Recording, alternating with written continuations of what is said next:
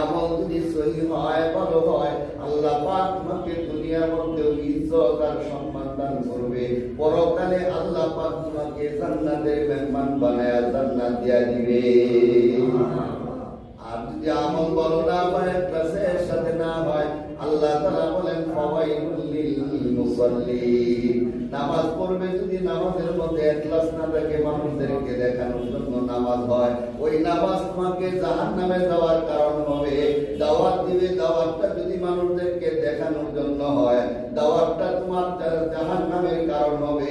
উর্সিকুল করাবে যদি উর্সিকুলের কোরআনের মধ্যে যদি তোমার আমলটা ইখলাসের সাথে না হয়, ওই উর্সিকুল তোমাকে জাহান্নামে নেওয়ার কারণ হবে। আর যদি নিয়ত সহি থাকে, ওই উর্সিকুল তোমাকে জান্নাতে পৌঁছানোর একটা রাস্তা হয়ে যাবে। দাওয়াত দিবে তো দাওয়াতের কারণে আল্লাহ পাক তোমাকে জান্নাতের রাস্তা আসান করে দিবে। বয়ান করবে তো বয়ানের মাধ্যমে প্রতিটা কথার বিনিময়ে 60 বছরের নফল ইবাদত করার সওয়াব আল্লাহ পাক তার প্রতিটা কথার মাধ্যমে দিয়ে দিবে।